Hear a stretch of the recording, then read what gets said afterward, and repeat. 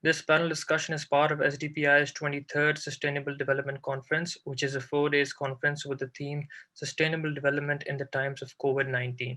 For this particular session, we are grateful for the support and collaboration from the World Bank.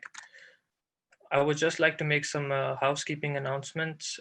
May I please request our speakers to keep their microphones off when they're not speaking to ensure good quality audio for everyone.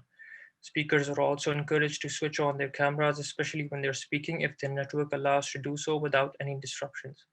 The seminar will be recorded and the video will be posted online. You are welcome to revisit the discussion later and feel free to share it with your network.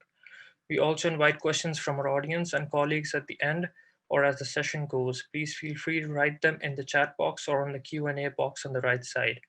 Please have the chat box open in the window as well, or you can also indicate that you want to speak by clicking the raise the hand tab on the right side of the chat window.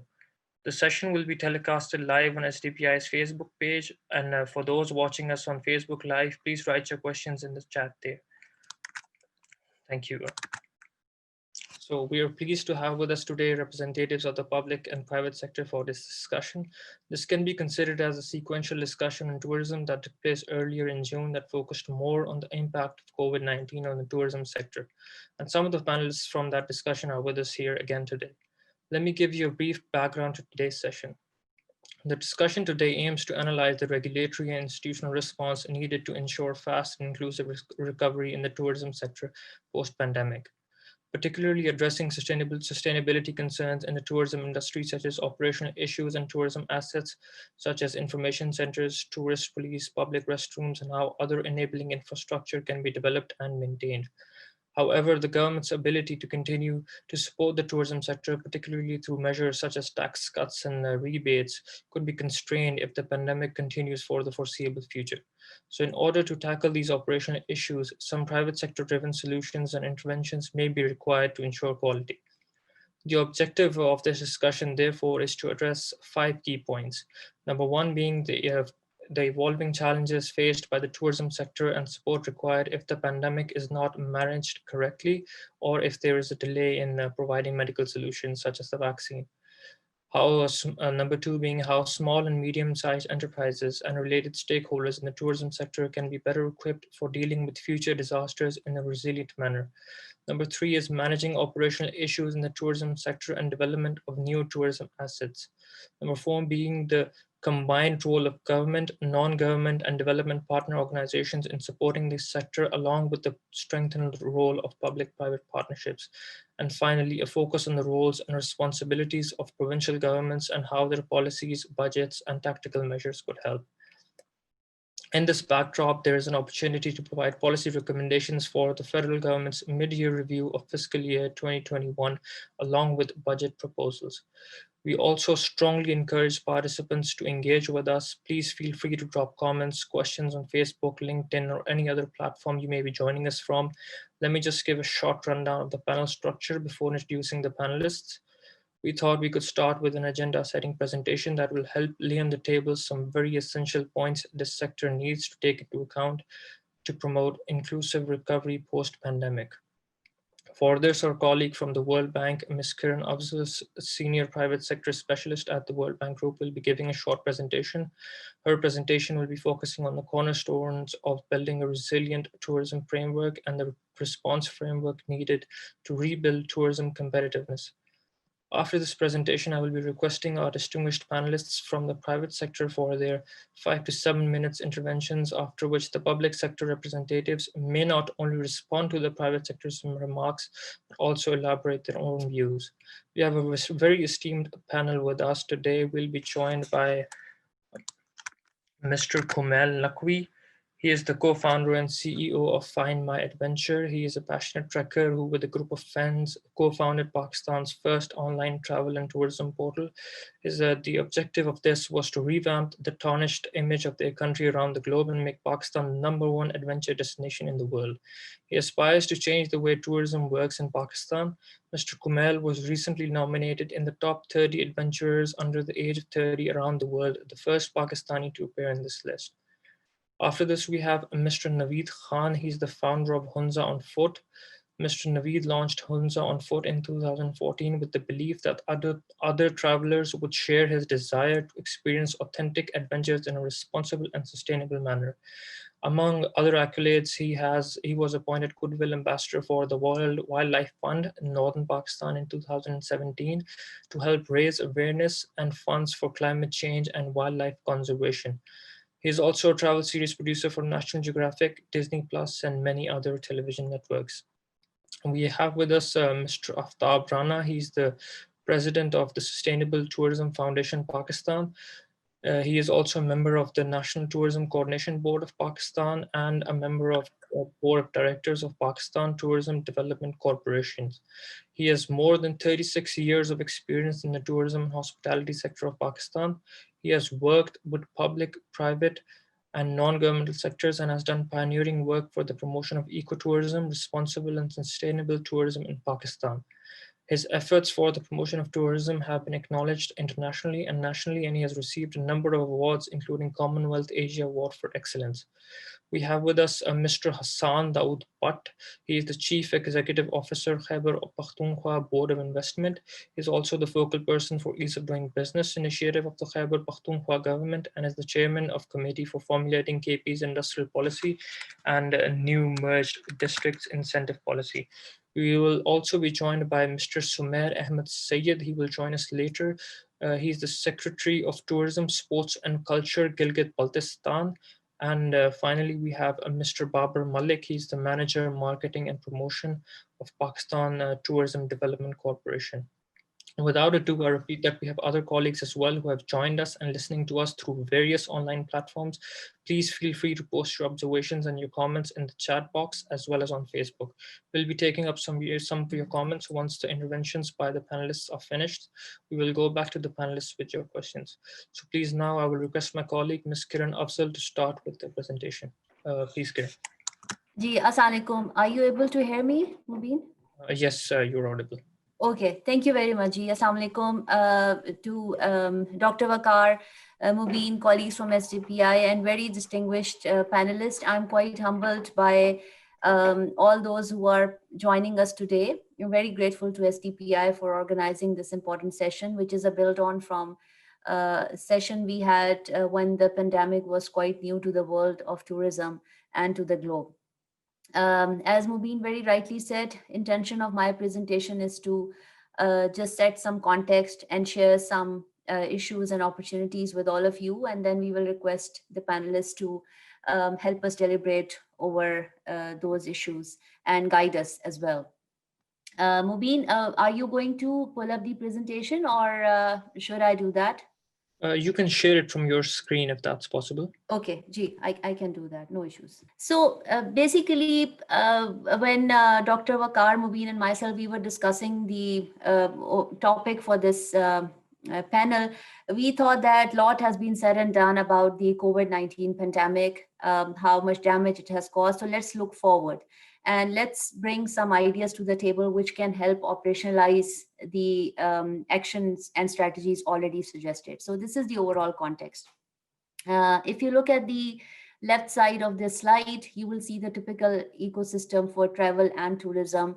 And the reason why I have it here is to give you a sense of the fact that none of the areas that are mentioned here or segments which are mentioned here was spared by the pandemic. And also the estimate of losses as done by UNWTO together with numbers from IATA or on the right side of the screen. Again, just to let you know that in South Asia alone, around 10 million jobs are at risk in the travel and tourism industry. So this is colossal in terms of the losses that we are looking at. Going forward, there are 3 R's which we think here at the World Bank are going to be very important for the tourism sector to recover and while recovering. And because we are a development institute and we are doing this in partnership with SDPI, our ultimate goal is for the sector's competitiveness to be restored and to be recovered in order for it to create the jobs that have been lost and to restore the partnerships and ownerships of the communities, which are now quite deterred and shaken by the pandemic environment. So the first R is the resilience. We are looking for a resilient tourism sector, which is able to then withstand the shocks and also the constraints, be it human resource and financial constraints. How we can do that, we'll be discussing it later in the presentation and panel discussions. The second one is the responsible tourism, which means that communities, the travelers, private sector, and other stakeholders take responsibility for their own roles to make this sector sustainable. The last R is the reliability, which we are experiencing in the activities that the bank is undertaking with the public sector authorities, that a lot of public sector assets are being developed, which is a very good sign. The facilities which were absent previously, including roads, washrooms, information centers, they are now being procured and established. But it is important to ensure that these are reliable in the long run. Um, it is very important for the travelers' confidence also to know that whatever facilities they are looking for at the destinations are of high quality and well maintained. So this framework comes from one of our recent publications, which was launched earlier this week. It gives you a sense of the pillars which are important for a resilient tourism sector. Um, we need to understand what are the risks that the sector has faced previously, including the SARS virus, now the pandemic, the global economic downturn. And going forward also, there's going to be, unfortunately, more natural, man-made, and similar disasters for which the sector now needs to be prepared for. And then it is important to prioritize what actions need to be taken, how the investments are going to flow into the sector, and where can the sector get the biggest mileage for the buck. And then, of course, mitigation, preparedness, response and recovery, and long-term resilience actions mean that all the infrastructure and services and products that are going to be put into place going forward, they should be properly scanned for climate smart engineering, for a green footprint, less carbon footprint, and for enhanced participation of communities. So there is more awareness amongst all stakeholders. The second R, which I mentioned, was the responsible tourism. Just recently, we have partnered with private sector and with government of KP to also promote responsible tourism. It is trending very actively on Twitter. Basically, idea is to promote waste minimization at source, provide sufficient equipment and training to authorities for collection, treatment, and recycling of waste, and also ensure the traveler's safety on the roads and at site. So you will see very soon the road safety tools being applied to the new roads that are being rehabilitated through our projects. And also rescue centers are being developed for tourist rescue and emergency response. Medical aid is going to be very important. And these are also some general activities which I think are going to be critical going forward. So for all of this to happen, for responsible tourism, information for travelers is going to be very critical. They need to be completely aware of their role. It sounds very commonsensical, but they need to be told that they need to stop littering, pick after themselves, and don't trash, please. Then the institutions, the local authorities need to be strengthened. The implementation mechanism is going to be very important, which means that the building codes will have to be enforced. Tourists, if required, they should be penalized for unruly behavior and for polluting the environment and for disrupting the cultural values of the communities if they are traveling around. And we recently also saw the action against the encroachments being taken in Kailash Valley and few areas in Punjab sites to be able to allow the visitors to visit to visit those places without obstructions, and to also minimize the impact on the visual and optics of the heritage sites. And we can't emphasize more on the fact that All of this is not going to be possible if the communities are not empowered for the protection of their own habitats, forests, heritage sites, and their local culture. And the last R, which I mentioned, is the reliability. Like I said, the operations and maintenance of all the assets in the public sector domain is going to be extremely critical. Whatever signboards, equipment, and facilities for tourists are being now procured by the governments through ADP, doesn't matter, or to other financing, they should be properly looked after. Otherwise, they are going to be in a rundown condition very soon. And no harm in charging user fee based on, even it can be minimal, but it has to be there to encourage tourists to also take responsibility and to pay for the services which they are going to use. And the biggest contribution of this action will be towards the communities, because in an ideal tourist destination, at least 70% of the revenues left by the tourist at the site should ideally go towards the local communities. And I don't think it is happening in Pakistan at I think any destination at the moment.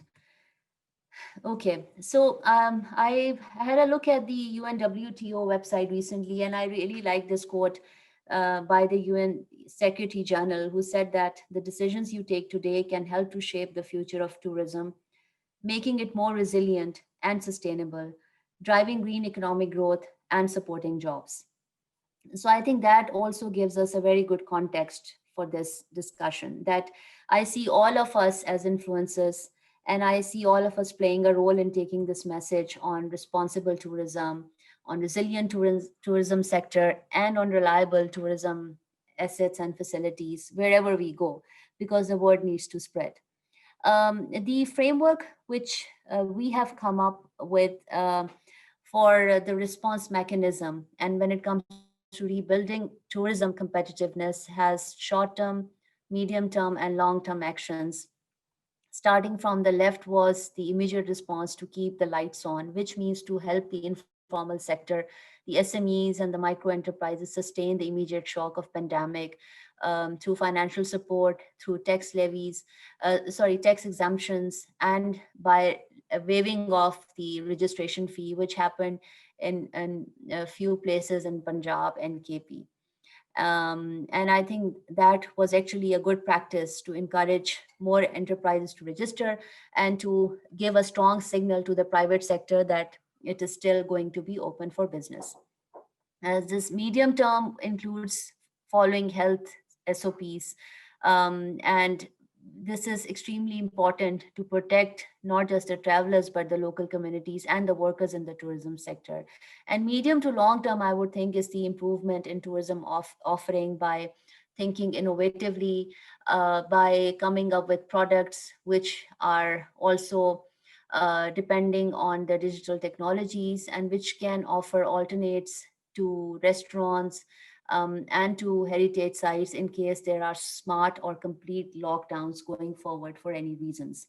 And of course, the underlying framework for that or activities for that include capacity building, the digital tools, and adjusting to the new normal. Again, a bit of a repetition of the previous slide, which basically tells you that our own country is now looking at new segments of tourism development. Solar panels are being installed. Punjab is going very big on night tourism. I know that Galia Development Authority is following an integrated waste management model for its sites. So I think all of this is happening, but the elements of responsible tourism need to be continue to be integrated in this equation.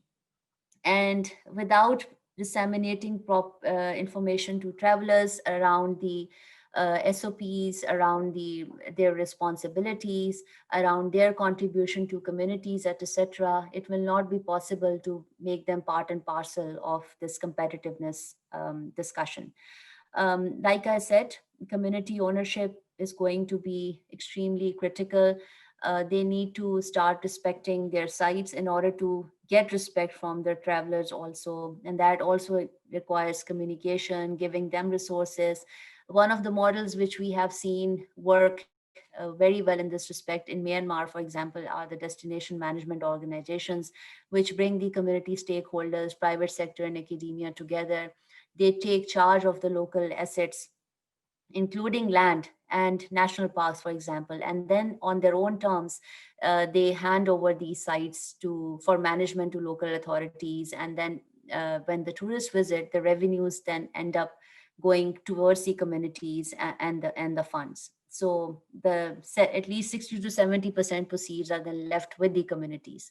Private sector corporate social responsibility should not be ignored. They need to be held accountable for their actions, and they need to start contributing towards the efforts around green tourism. And regardless of what products they are producing, they have a role to play in protecting the environment and in reducing the carbon footprint. You'll be surprised that if you reach out to them, many of them are willing to come forward and do partnerships. But I think in the absence of a model, it leaves them struggling how to go about it. And then, of course, financial intimidation by the financial institutions, like in KP. Bank of Khyber is going to start providing loans for homestays to local communities. Insurance of the tourism assets is going to be extremely critical for private sector. Insurance of even hotel room bookings is done in Europe in order to prevent them from sudden downfall in tourist bookings, like which we saw happened in the case of pandemic. So those insurance products are going to be important. Of course, working capital, and like I said, all of us are influencers. The role of think tanks, international forums, and our even chambers of commerce and industries in promoting and helping the sector recover its competitiveness should not be ignored. And lastly, I think, again, let's leverage technology and encourage innovation in the sector. And so with that, with those messages, and a little bit of reflection on the way forward, I'll stop here. Like I said, we have a very distinguished set of panelists with us. So I'd really like to learn from them now on some of these ideas and way forward. Thank you. Back to you, Mobeen and Dr. Vaqar. Thank you, Ms. Kiran, for a very comprehensive agenda-setting presentation. It covered most of the challenges, issues, and remedial measures, as well as the importance of local communities and CSOs, civil society organizations, in the process towards sustainable tourism. Thank you very much indeed. I would just like to welcome Mr. Komail Naqvi, co-founder and CEO of Find My Adventure, for his remarks now. Mr. Komail, please. Assalamu alaikum, Mobeen. Thank you so much, and assalamu alaikum, everyone. So I think a very, I would say, a very good presentation in general, covering everything from Kiran. And I would just like to stress upon a few things that I could have helped with, or I could focus on. So something that is very important, and we've realized during the pandemic, is obviously we were one of the stakeholders that had been affected adversely from the pandemic. A few things that we realized: number one was that long-term sustainability for the sector was something that we realized was missing, and is now something that is being focused upon now. And for that, so if we step back a bit, for us, the idea was always we were focusing on a Vision Pakistan for ourselves, and that's why we developed a two-sided marketplace to basically bring in demand and also control the supply side as well. And during that, we realized that the standard of service or the standard of hospitality and tourism in Pakistan was not even, if we compare it to other parts of the world, was not even at zero. It was probably in the negative. But what COVID basically did was that it brought us to that zero part, or that 0 point, where we could actually start thinking about, okay, we are at the basic structure of what should be done and what can be done now to basically progress and make things better. And because of, and again, stressing on the first point that was mentioned as well, that we need to realize the delay in the medical situation as well, and the vaccinations coming in. So obviously people have realized that the pandemic is here to stay. And not only is it here to stay till 2021, but we've even heard that it might stay till the end of 2022. And due to that, it's very important that the long-term progress is very much focused upon and concentrated upon, and we know that there's a path ahead of us. And that is where the safer ways of practicing tourism need to be implemented right now for the longer term. Because if the pandemic is here to stay, God forbid, if there's another pandemic in another 20 years, we'll be back to zero. And that's where we do not want to be right now, or in the next 20 years. One thing that we also realized during the pandemic was, and we're also realizing it right now, is the closure of international tourism. The kind of attention that the Pakistani tourism industry got after the industry was resumed was around 130, 140% demand. And that is something that will continue because people cannot travel outside Pakistan, and the only option they now have is to travel locally. So not only will that give the local industry a standpoint where they have to be, and where they have to make sure that there has to be a certain standard of service, there have to be a certain standard in the industry that they have to follow to make sure that those people are get the response for the buck that they are paying, right? Uh, so that is also a very important factor that we need to realize. And obviously, since it's a gradual process, when this demand comes in, when people who were traveling internationally travel in Pakistan and their feedback comes into the system, when they're actually investing into the tourism sector, then the sector will automatically improve itself. Um, One thing that we realized that we could do and will do going forward as well is that obviously community and the supply side of the tourism is very important, but it's also very important. So for example, we being demand drivers, it's very important for us to educate the demand side, because again there is a certain limit to which communities and the local areas can assist in improving the tourism sector. But educating the demand side is probably something which can be controlled.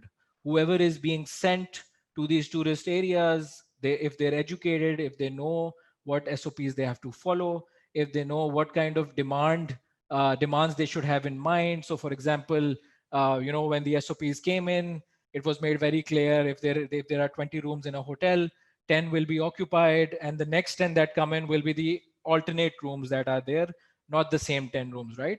So if the demand is educated enough to understand all of this, and they make the supply side accountable for the buck that they're paying, then the supply side has to make sure for the longer term that they have to follow those minor SOPs or those things that will contribute to the sector itself. On the supply side, I think it's very important for us to realize that in Pakistan, it has always been very short term approach in terms of, if I'm a hotel, I will focus on, making money for 3 months for the rest of the year. And that obviously impacts the economic side of it as well. Internationally, you can get a 4-star hotel for $80 to $100, while in Pakistan you can book a 3-star hotel for the same price, right? Or even higher. So the only reason for that is because of the short-term gains that are focused upon. And that again brings us to the question that we have to focus upon human development in the local communities. So for example, we are now focusing on a project where we want to make people realize that the communities have the actual power of making money and sustaining their local areas throughout the year through different initiatives. And if they learn that, they will not overprice or overcharge and underprovide. Because again, another problem that we focused upon and that we've seen is that for the price, people have always complained that Pakistan does not offer the same kind of services. So it's very important for us for the private sector and for the supply side to basically focus upon is um, communicating that gap, communicating that information to the local communities, helping them not only build on those areas, but helping them create more initiatives, more opportunities. So for example, in our case, we have this project called the Guide Network, where we are going all across Pakistan and we want to train locals in a way that they know that their area has a value. And that is something that people had forgotten, because pre 9/11, people knew that there was a lot that the country offered, but then they obviously went into a lot of other sectors. So similarly, if we talk about digital ways of doing it, similarly, what Careem and Uber did in Pakistan was very simple. They made sure that anyone who had a car or a transport service could monetize that and could create value.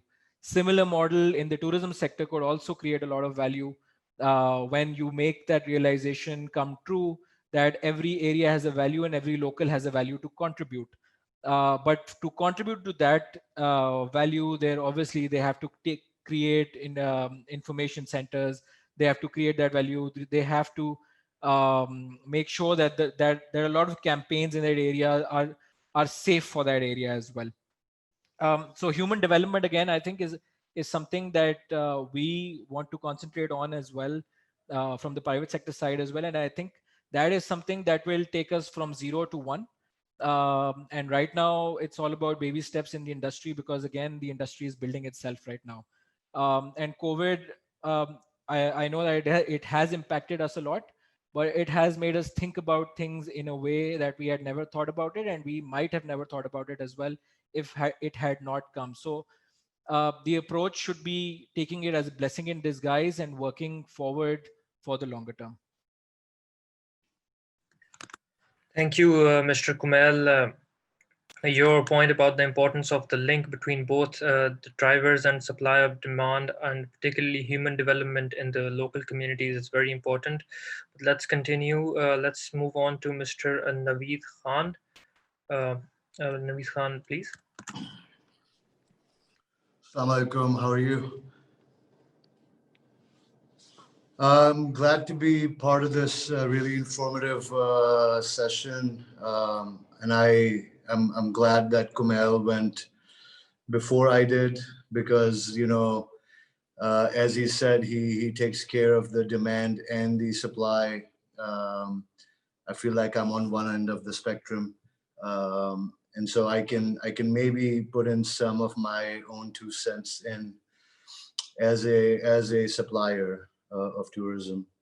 I'm going to try and stay very brief and to the point.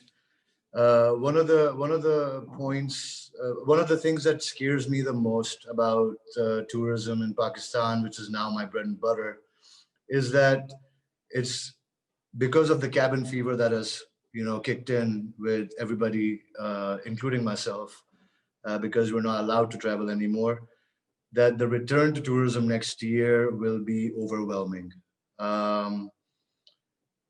Because I get emails and messages from potential clients, big groups want to go, 10, more than 10 people at a time in one go. So my point for that is that it has to be timed. The return to tourism has to be timed very carefully. It has to be calculated.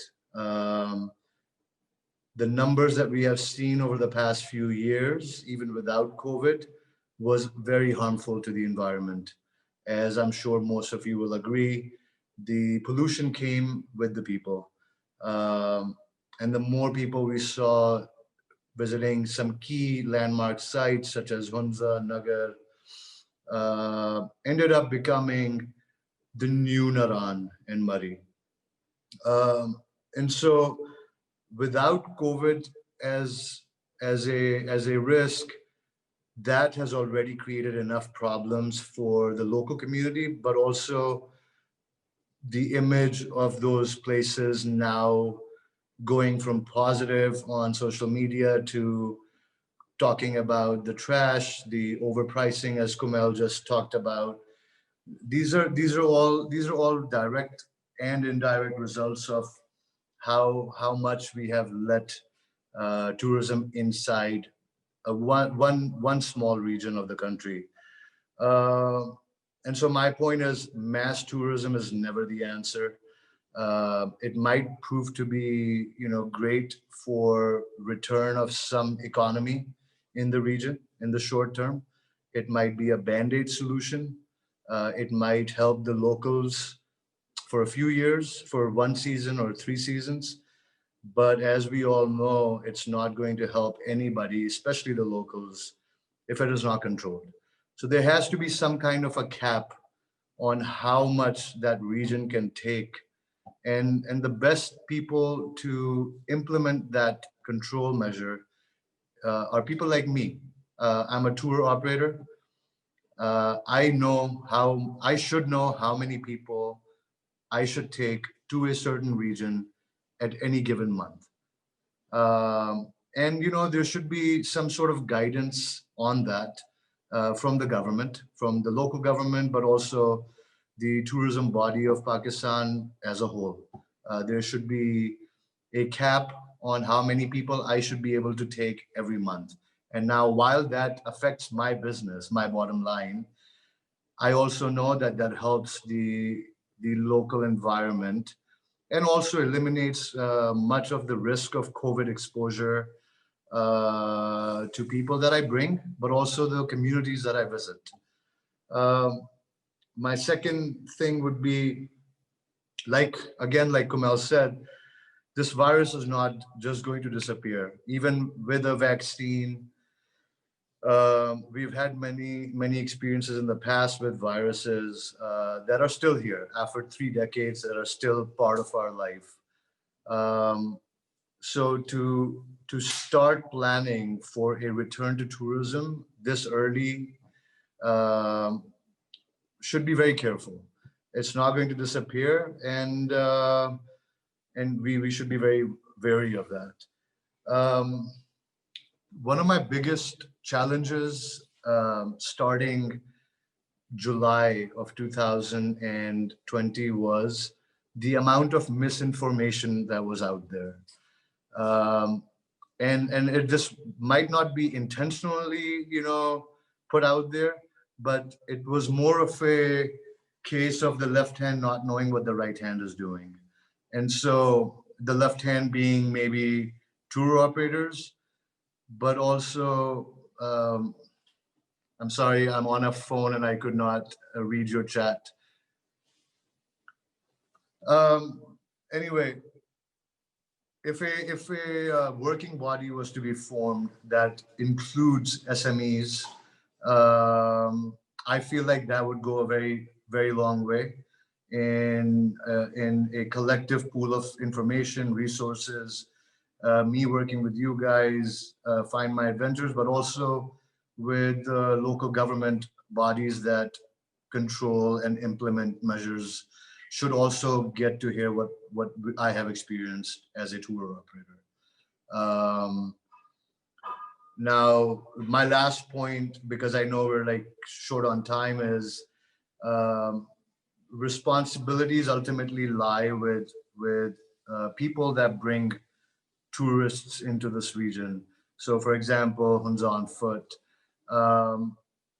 I am there with my groups.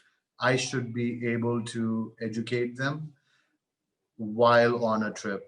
And education is ongoing, as we all know. I'm still getting educated every day.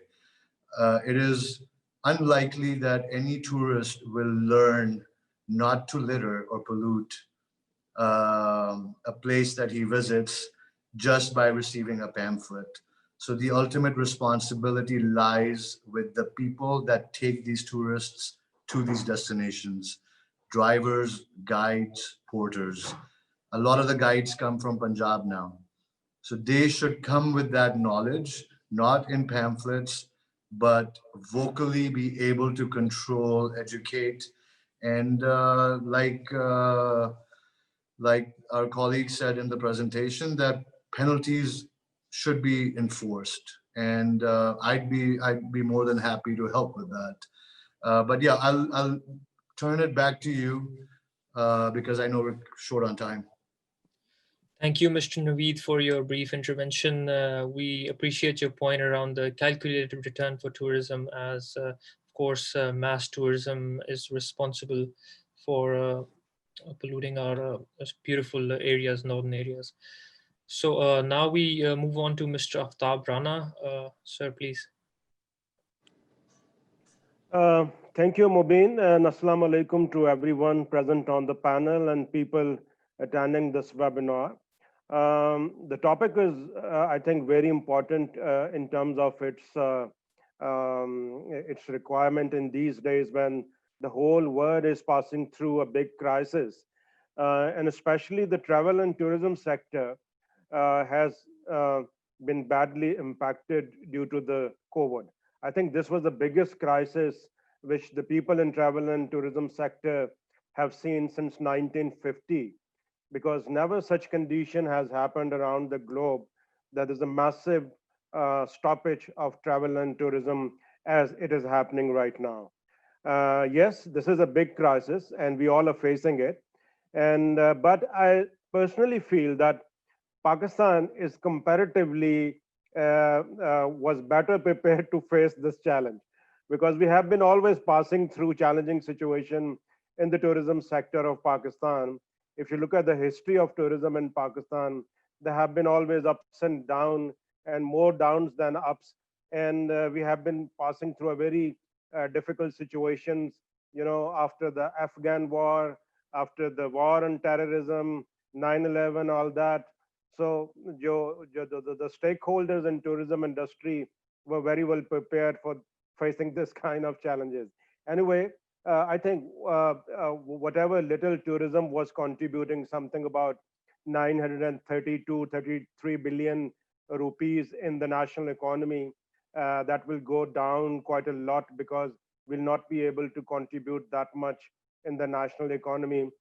Something about 3% we were contributing in the GDP.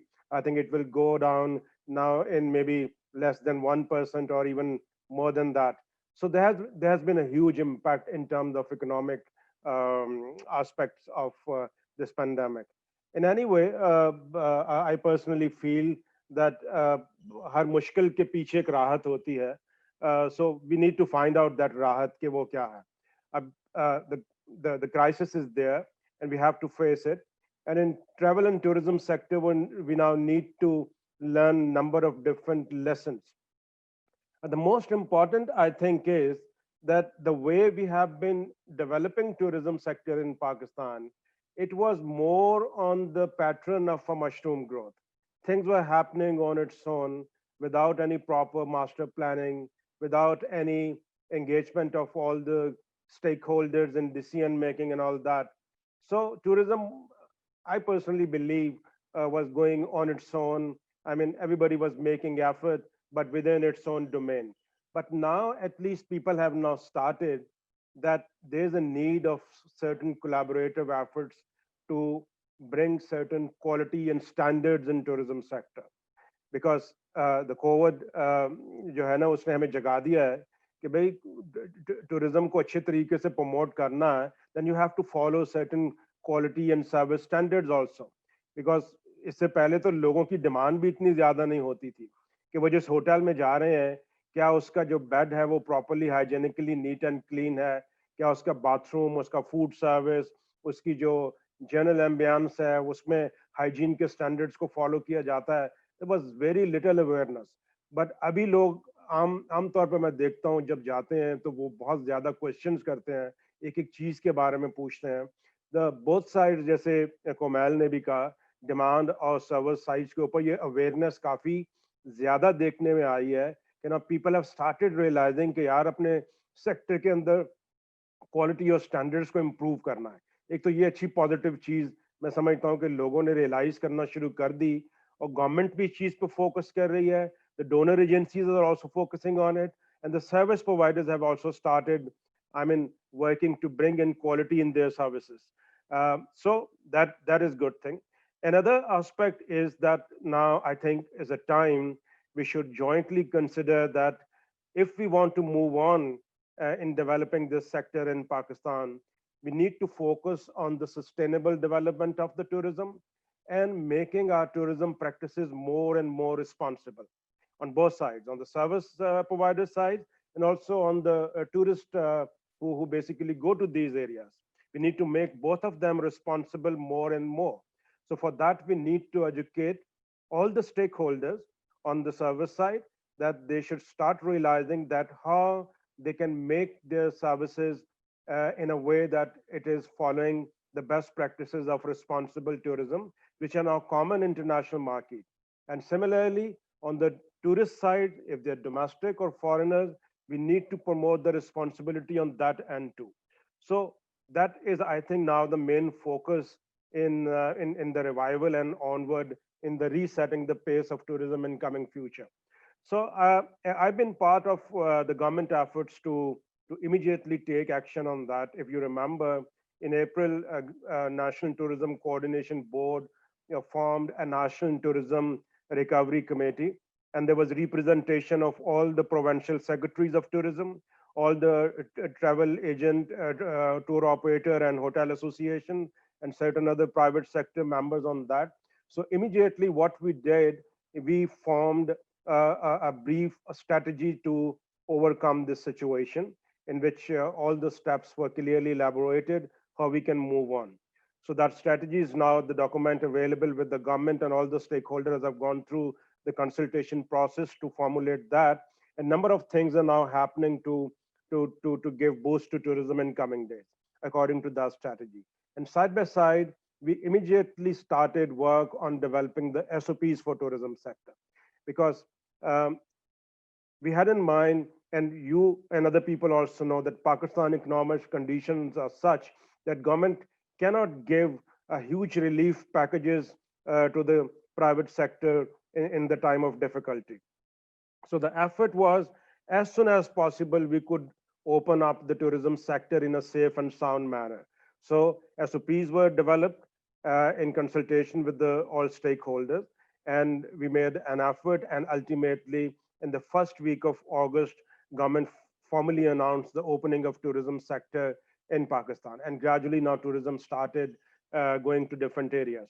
Now, I think in terms of the near future scenario, the most important aspect is now to focus on the domestic tourism and the overseas Pakistani market, because it will take now time to get the confidence of foreign tourists to come back to Pakistan.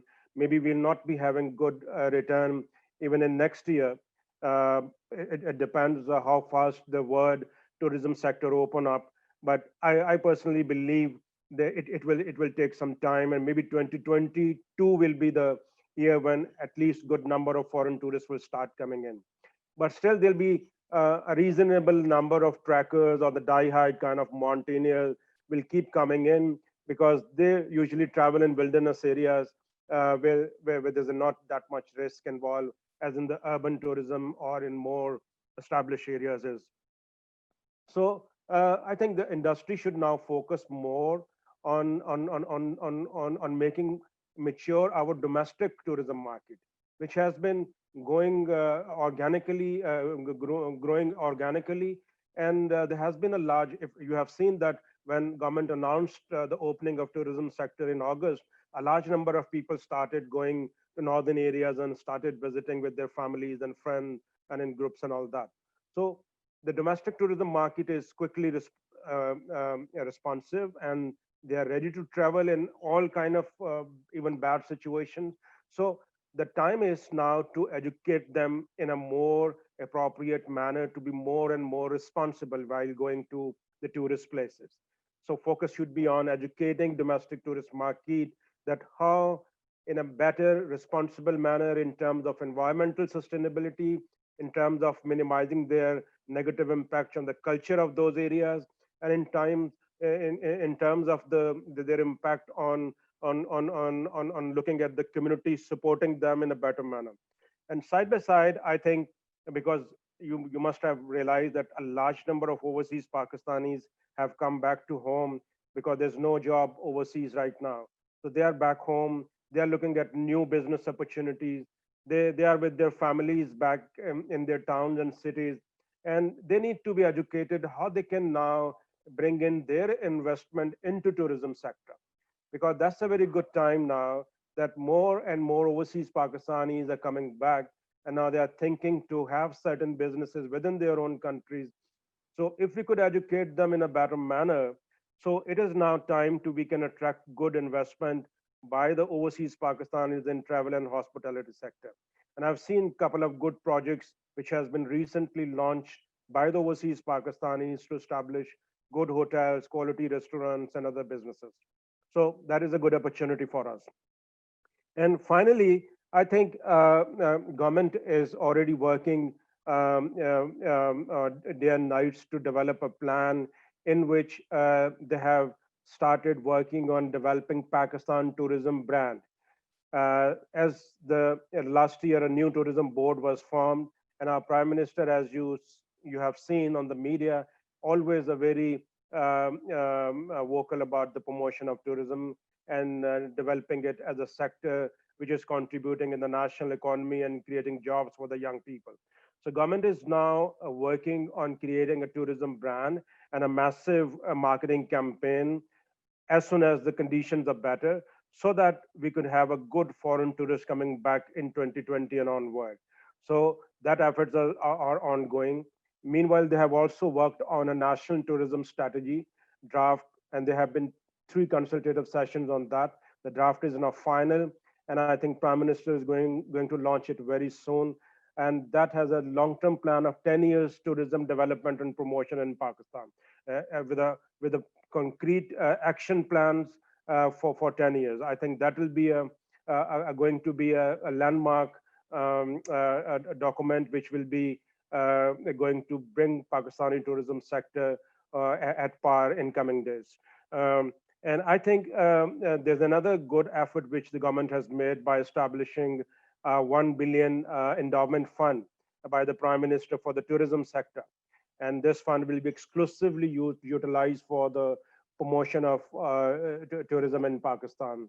So that will be again a very good support in coming days. And finally, the decision to privatize the assets and properties of PTDC, which have been not making good profit in the past years and providing low quality services to tourists, they are going to be privatized to the interested investors and qualified parties, and hope that will bring quite a lot of positive thing in terms of improved services available, and also a private investment coming into the operation and maintaining these properties in Pakistan. So I think the time is obviously difficult for all of us in this sector, but I think we should not sit just idle, and we should think how we can utilize this cushion which has been provided due to this pandemic. And in this time, we should do quite a lot of homework. So by the time the conditions are improved, there's a vaccine now coming in. I hope in next 2 to 3 years, the conditions will improve very much. Although the virus will not go away, but still we need to learn how we can survive with it. Thank you very much.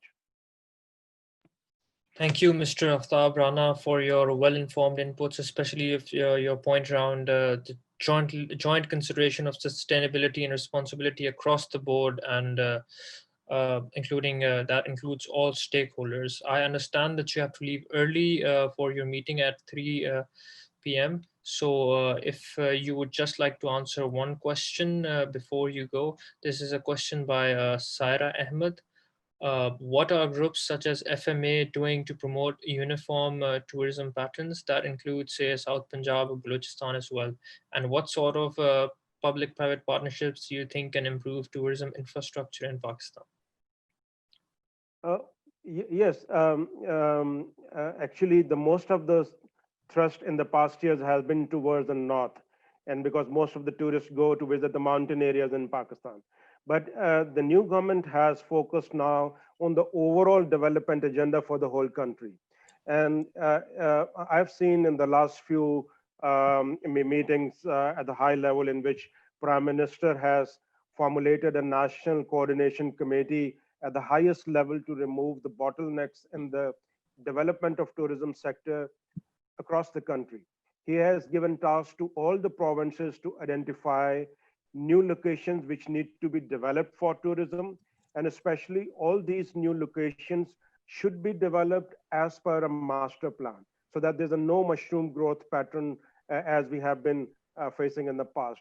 And secondly, the task has been given to the provincial governments to improve the existing destinations by developing destination management plans and destination management organization.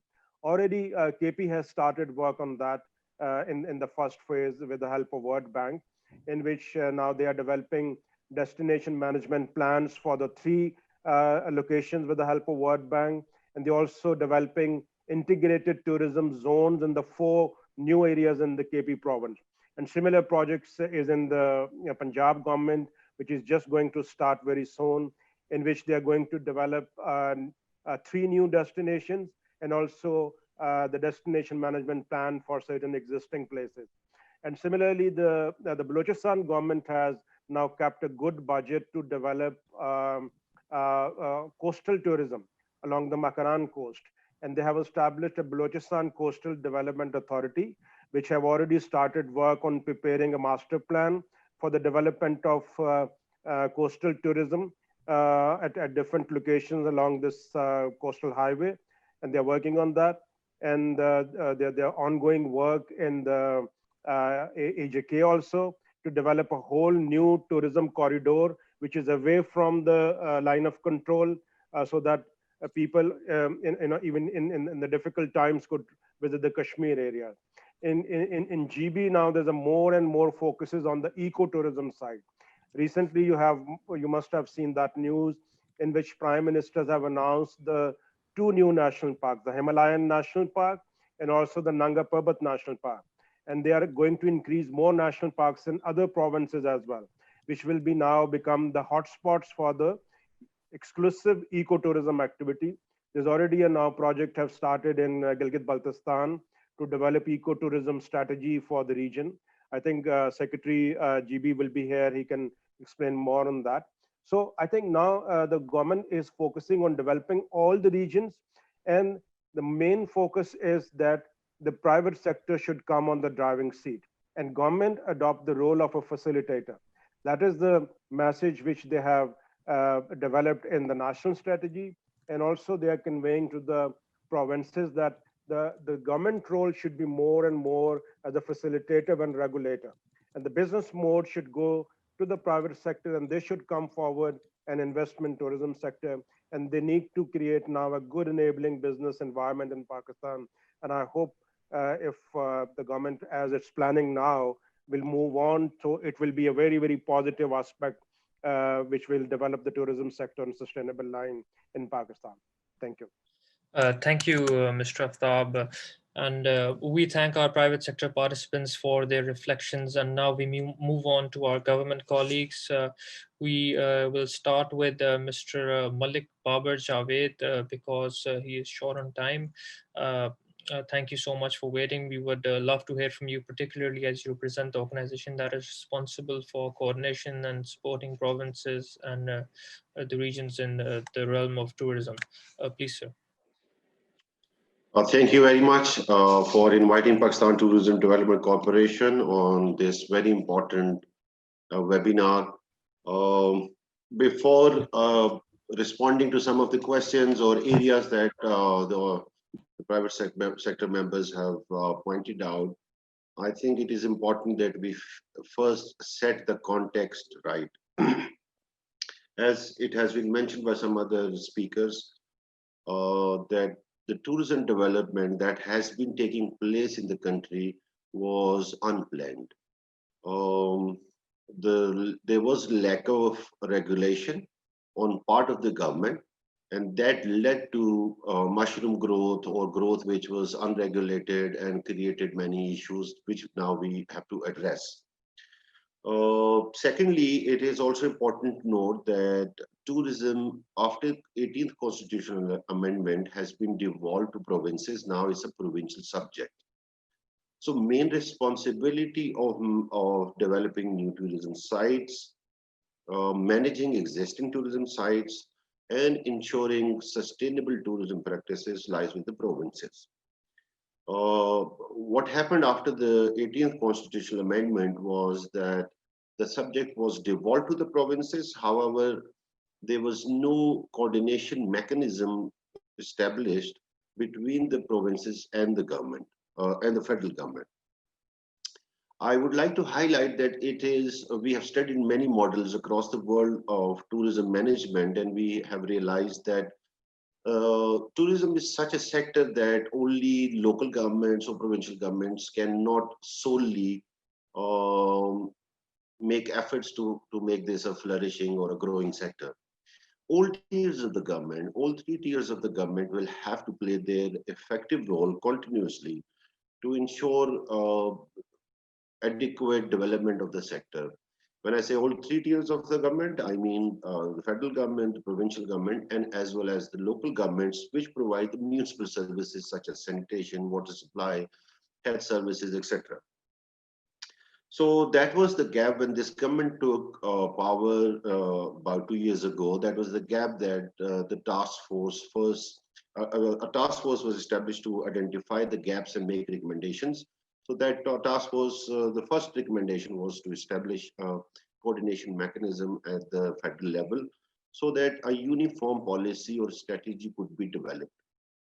In that background, National Tourism Coordination Board was established, and that was the first time where government sector stakeholders and private sector stakeholders were brought on one platform. And all the efforts that have taken place during the past 1 year are basically envisaged by this August forum. Some of the points that have been raised by the members include issues like sustainable tourism development. Sustainable tourism development is at the corner or is a cornerstone of the national tourism strategy that government has developed. Government believes that every existing tourism destination should be managed in such a way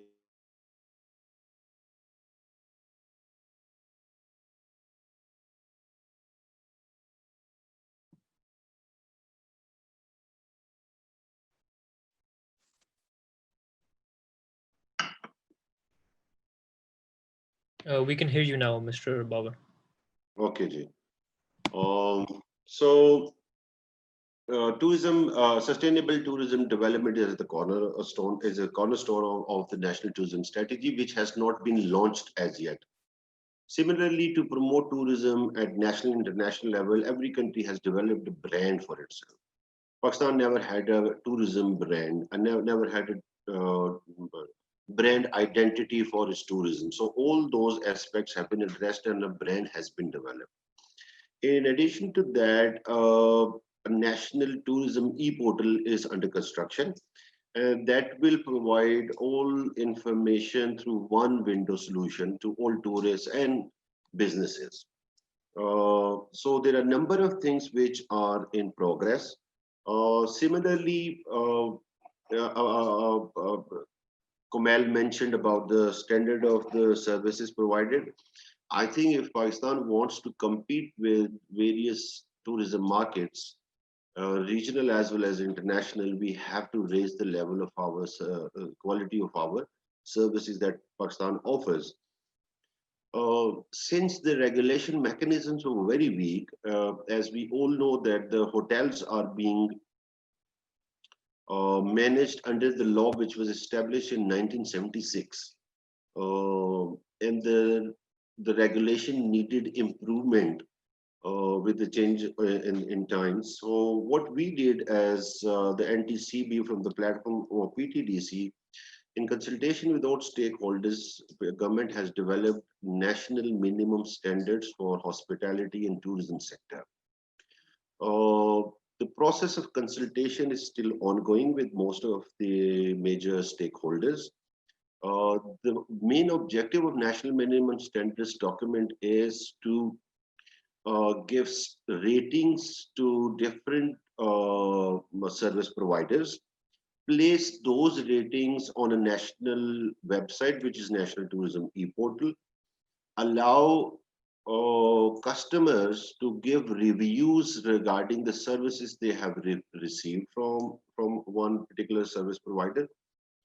And to ensure the transparency, at the end of the evaluation process, the certificate or certification process will also be launched, in which the private sector as well as the government sector committee will sit down and look into the evaluation and decide about the rating system or the star system. So all the issues, what I'm trying to say here, the most of the issues that our honorable speakers have mentioned are the government is cognizant of such issues and government is taking all necessary steps so that Pakistan could emerge on the map of international tourism. Similarly, to reduce the stress from existing tourism sites, it is mentioned by another speaker that the government may like to control the flow of tourists. Perhaps that's little difficult, if not impossible, especially in case of domestic tourists. So what we are doing, the government is planning to open up new tourist destinations. So at this point in time, there are multiple tourism destinations of which the feasibility studies are being conducted. And in next 3 months, those will be placed on Board of Investment website for seeking foreign and domestic investment. Another important aspect with regards to tourism is, which the government wants to address and is trying its level best, is that tourism in Pakistan is limited for only summer season. So there are only 3 months where a big number of tourists are seen moving around the country. Although Pakistan has the potential to become an all year round tourist destination. For that purpose, the government at this point in time is trying to focus on museums tourism. Museums globally earn a lot of money. If you take some of the examples from the Europe, we recently did a study and we found that millions of dollars are made by even one Madame Tussauds, for instance, in London. So what has been the case in Pakistan, that the museums were basically a place where someone in the government who is not doing well is posted there as punishment. To revive the museums tourism in Pakistan, or archaeological and historical tourism in Pakistan, we are working with the provincial governments to establish independent board of directors with experts on board for all the museums, and we're starting with Lahore Museum and Texla Museum. Our second important policy focus is on religious tourism. Pakistan hosts the holiest sites of Buddhist community, and Pakistan hosts holiest sites for the Sikh community, and as well as many other, and especially for Hindu community also. In that regard, you might have seen that Kartarpur corridor was established. On the similar lines, Buddhist Buddhist trail is being developed, which will go across different provinces, around different stupas. The plan is to develop worship places so that Buddhist and Sikh tourists could be attracted in big numbers, not only from the regional markets, but also from North America and Europe. My last point is that if there are any questions, I would be happy to take the questions, but just to complete this talk, I would just want to say that tourism has become the focused area of the government for the first time in history.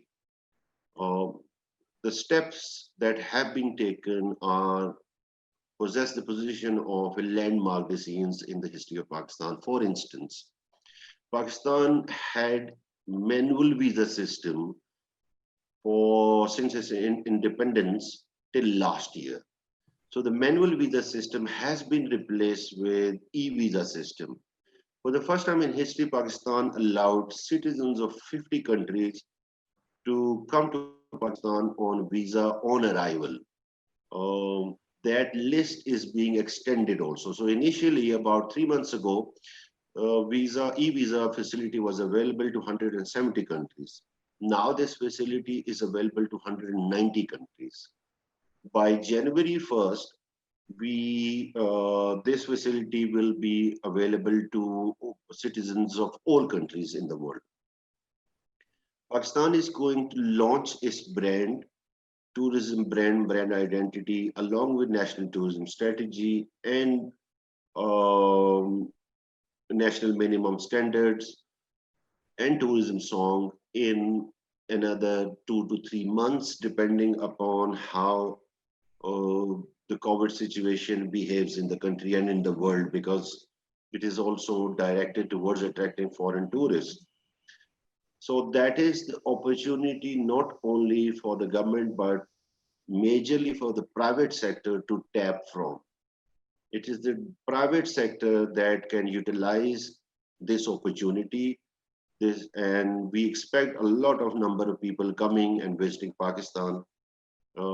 So we are in the process at this moment to take all necessary measures to tackle with that flow domestically as well as from international tourists.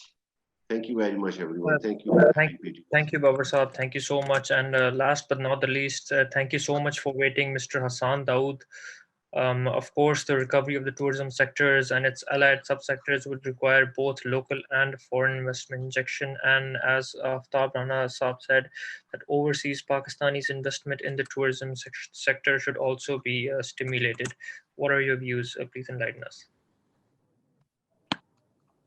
Wonderful, and thank you very much, for SDPI and also all the eminent speakers who've spoken earlier.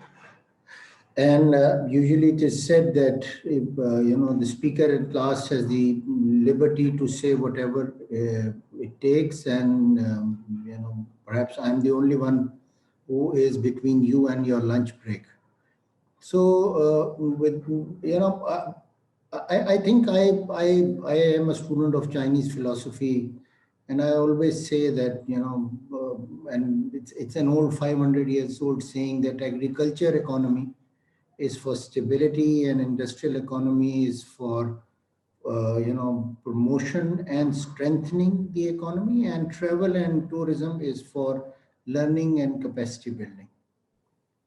And why I'm referring to Chinese here, because they're just our neighbors, and I also believe that the economic activity that is happening in our region would probably jumpstart our tourism faster than most of us are expecting. I might be a little optimistic here, and I would speak from my heart, because working in the government for last so many years and serving as a diplomat in those countries where tourism is of extreme importance, that is Laos, Cambodia, Vietnam, and China. These were the countries that I served in. So I can talk about challenges, but naturally I'm a government servant, and being devil's advocate here, I will be little selfish in not speaking too much about the challenges, but speaking on what we are doing already. I think, first of all, let me acknowledge the work that Kiran and his team is doing in Khyber Pakhtunkhwa. I think fantastic work. As somebody who loves traveling, somebody who's lived abroad and with his family and is now here, I think the work that is being done now should have been started much earlier, but hats off to them, and of course our tourism department. They are looking at possibilities to actually tailor themes around tourism. I understand that there are still gaps, and I also understand that the fact is that there is a great potential to leapfrog in Khyber Pakhtunkhwa because of the speed of change that is coming, because of the project that I mentioned, and otherwise also, and also the technology adoption that is happening. You see, Khyber Pakhtunkhwa, and Khalid Saab spoke about this, Naveed Saab spoke about this, and some of the others spoke about this. And I gave a presentation to CM soon after joining in my current position from CPAC in here.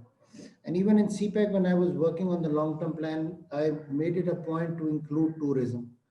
And there we included the coastal tourism, 1+5, 1 being the corridor and 5 being the coastal points of development or tourism development. But here in KP, I think that, we need to be more innovative in our approach. We should not go to the best case scenario, because those who can spend money, and this is my own opinion, please do not take this as an opinion of the government. Whatever I'm speaking is Mr. Hasan Daud speaking, and it's not CEO of Khyber Pakhtunkhwa. So I think we need to bring in innovation. We should not look at most of the time on the best case scenario. We should look at a win-win situation where not just the tourists get the benefit, and also the government and also the services provider get the kind of results that they are trying to accrue from the entire thing. So the overall confluence for this would be perhaps accelerating innovation. I also believe that there's going to be a quicker recovery than what we are expecting, and I think tourism would jumpstart in 2021, as opposed to one of our speakers who said 2022, and which is largely been spoken about in the literature that is available in open source. But privately, I was in one of the Chinese seminar, global seminar international, and they spoke about Chinese tourists moving out. And please also remember that there are certain strategic activities and geostrategic activities happening across the globe. The China-US trade war and the kind of response that Chinese got after COVID perhaps gives us an opportunity to attract them to Pakistan, because I believe that now Europe is just a museum of the world. They cash a lot of money and they are of less benefit, and it's becoming boring now. So for Chinese, I think we can have these tailor-made places where they can come. Khyber Pakhtunkhwa provides opportunities for both young and old, and this is one of the aspects that we keep in our strategies and when we build our narrative. The young go for the adventure tourism and the old go for religious tourism. And just before the COVID, we had, I invited Chinese media team to visit Khyber Pakhtunkhwa. I took them to Takht Bai, and they were amazed. But then the problem came when one of the media team requested me that they wanted to go to the loo. So there, when the challenge started, and I will not go beyond on this to what happened later. But what I mean to say is that while we have a lot of places, beautiful places, I think still we have challenges of providing tourists these services, including internet services, to those places where, because tourists won't come, modern young tourists won't come unless you have digital connectivity to those places, because first thing is they would like to take selfies and send them across. And unless they do not do that, they would never enjoy. And the next day they would ask. I've traveled with my children who lived abroad, and we went to one place having National Department of Tourism, and where my children said that we want to go back because the internet connectivity was an issue.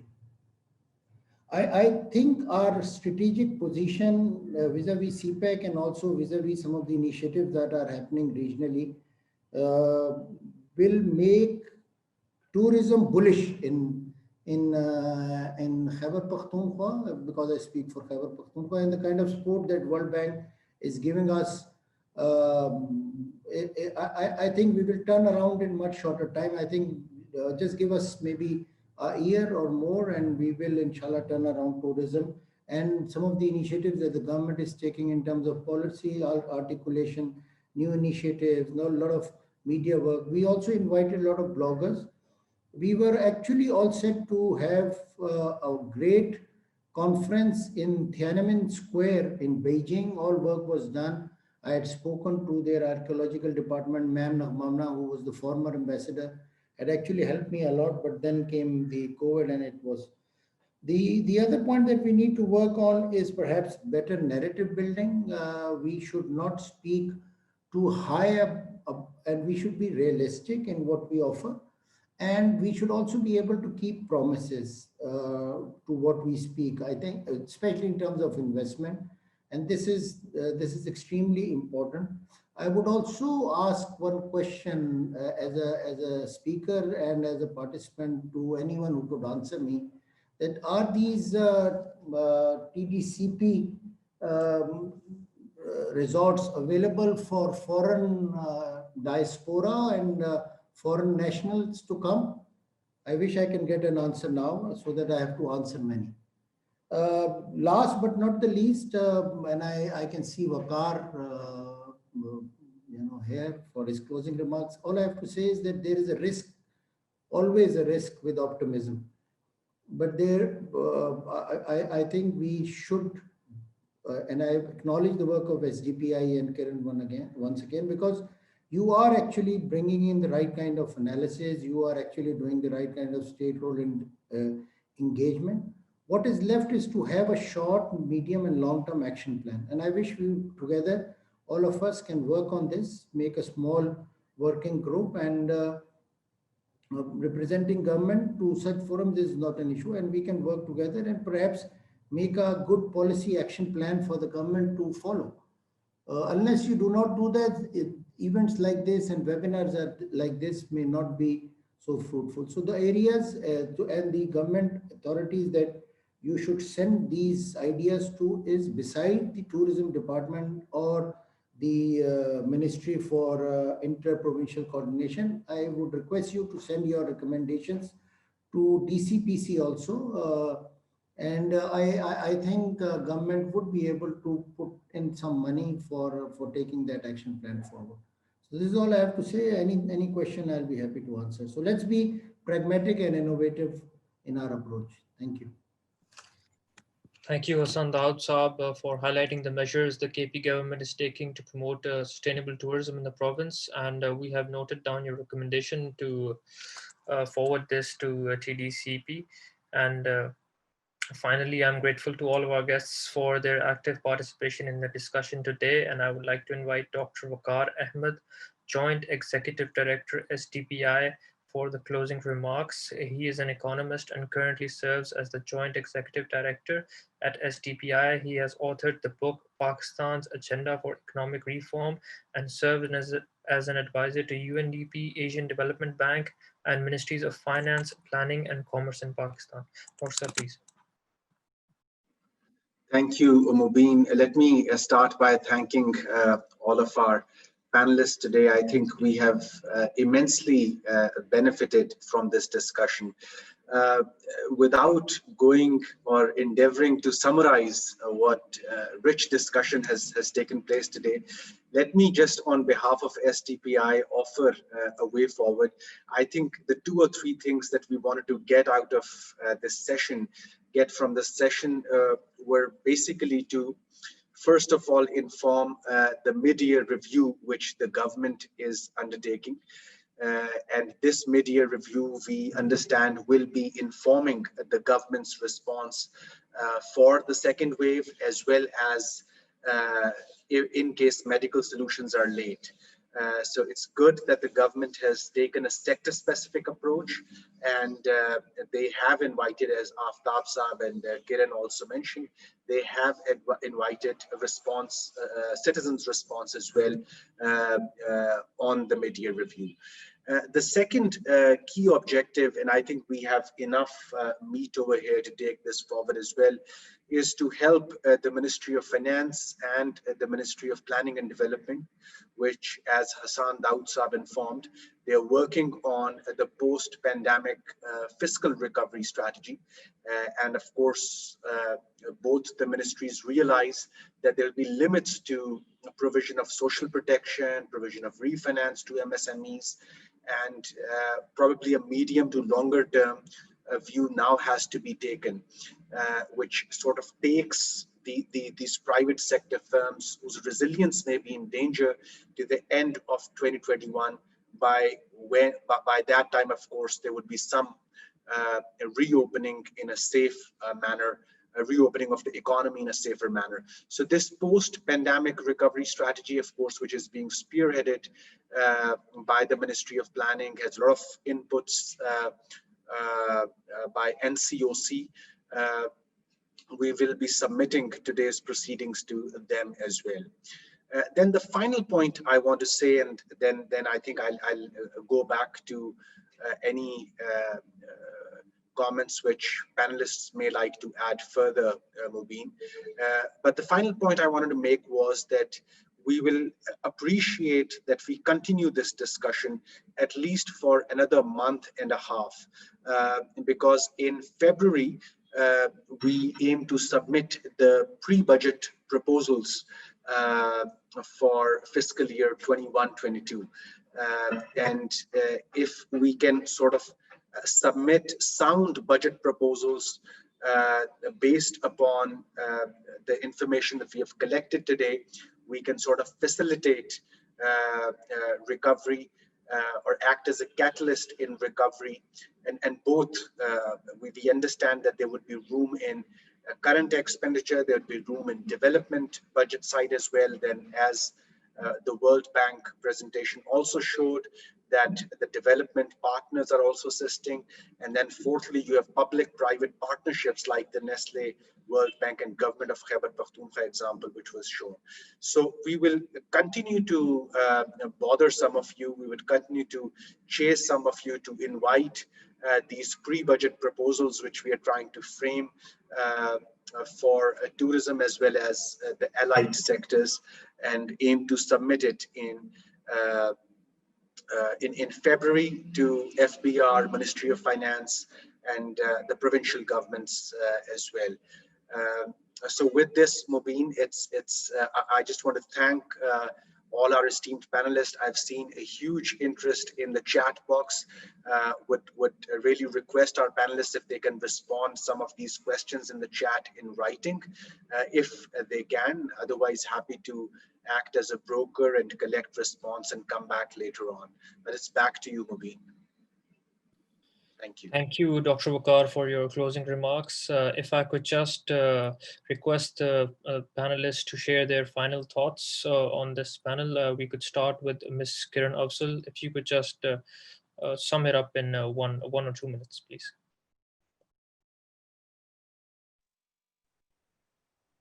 Ms. Kiran, are you there?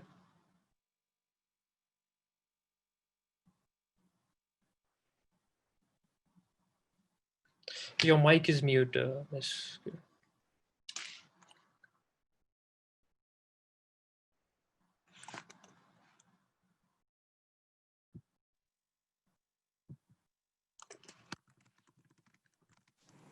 आपको आवाज आ रही है मेरी? जी जी यार. Okay, sorry. All right. So no, I just wanted to thank all of you once again for really actually providing guidance to us, and to also detailing the points which I had mentioned in the presentation very briefly, and for also updating us on what all the federal government and the provincial governments are doing. I think Dr. Vaqar rightly summed it up and rightly called it a very enriching discussion. And we need not stop here. The idea is to take it forward, repurpose the resources available to us in public and private sector domain, and make sure that the implementation is gets the right impetus and also the resources required to ensure that there is the resilience that the tourism sector is right now lacking is imparted timely. So thank you once again. Thank you, Ms. Kiran. Mr. Komail. I think one thing that Mr. Hasan also mentioned was the part on the narrative, and the importance of making sure that the realization or the practical solutions are offered in terms of not only on the tourism, on the tourist end, but also on the end of the local communities as well. So getting the narrative right has been very important for us from day one. And like we've always worked around, our tagline has always been reintroducing Pakistan to the world. So when we reintroduce Pakistan to the world, we touch base on the realities of what it offers and not paint a picture that is either in the negative or which is overselling the location itself. That is very important.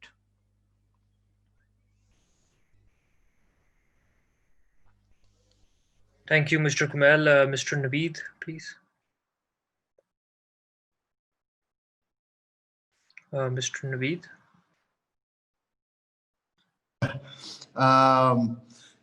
No, I think this was a great discussion. Like I said, you're always learning. I learned a lot of cool things that are happening, and also it was very informative.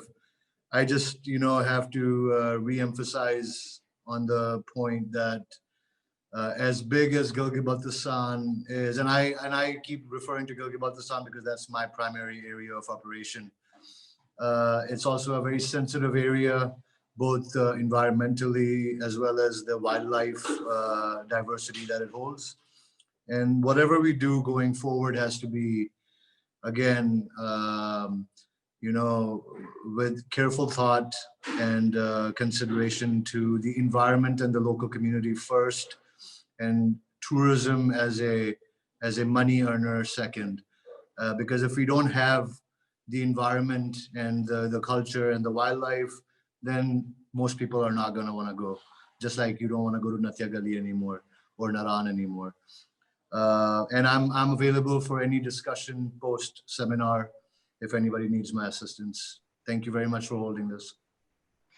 Thank you, Mr. Naveed. Mr. Hasan, Daud, if you could please share your final thoughts.